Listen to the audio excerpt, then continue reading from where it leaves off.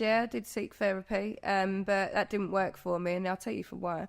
Because the therapist that I had was always fuck off. clock watching, and I know obviously everyone's got to get paid for what they do and everything. Yeah, but patience is a virtue. Exactly. And the whole point is to sit and listen. He said exactly. Not be like, oh right, that's time now, and that weren't good for me because a human. Were you paying for it? Or? Of course, yeah. I couldn't get on the NHS. So you having a laugh? It takes ages. The list on that, honestly, the waiting list. I actually became I did a counselling course in less time than it took to get counselling. Really? It was ridiculous. Wow. Yeah, but anyway, I've been to therapy a few times, and that's my always concern with it. The monetary value of it. You have to pay how much £1 an hour. Yeah.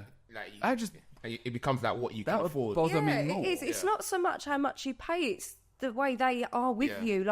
Stop clock watching. Yeah, and actually, stop so slowly. And speak to me like you actually do care and want to help me. Not just because.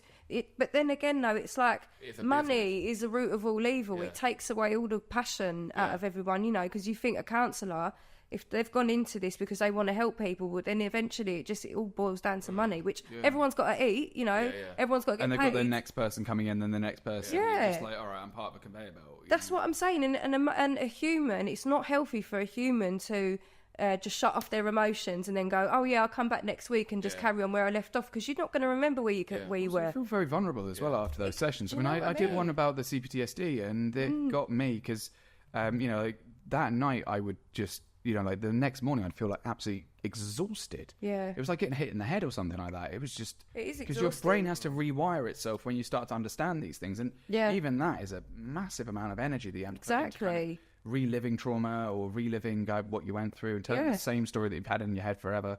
Come out again and again. Yeah. Just, you can see it all happening again and everything. And, there's black spots as well that you have as well, which I found is that the stuff that I did unpack is I'd go home and even a certain smell or a certain thing that come on telly would take me straight back to a memory, or make me remember one that I'd forgotten about, I'd buried way deep in there, and that was scary. Those were scary because it felt like I was reliving it all over again, and I did not know what to do, No. But especially if you're on your own or you've got responsibility. I've got 2 kids. I've got 2 kids. I've got a 17-year-old and a 10-year-old. Oh, wow, 17-year-old. Yeah, 17, wow. Yeah. Wow. What's it like doing that? Because he's going to be off the walls. Even the hormones. An adult nearly. Yeah, she's in college and everything. Wow. She wants to be a photographer, bless her. Oh, I know. She come out with us if she wants. We're doing wedding gigs. No, so really... as long as she doesn't break the tripod, otherwise you get shouted at by Marlon in front of everyone.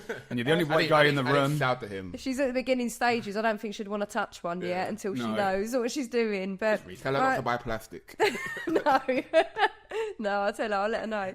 But my daughter as well is neurodivergent. So she's autistic. Hey. Learning difficulties with hers. But it's do you know what though? She's just the most beautiful girl ever. I'm so fortunate to have such a wonderful child. She the way I look at her, she was my child that was born when I weren't fixed myself, and she saw it all with me. She saw me at my worst, she saw me at my best, and she still loves you for it, and she's grown with you. Yeah, it's unconditional. That's where I knew what unconditional love was. Through her, through parenting myself, because my mum, it was very conditional.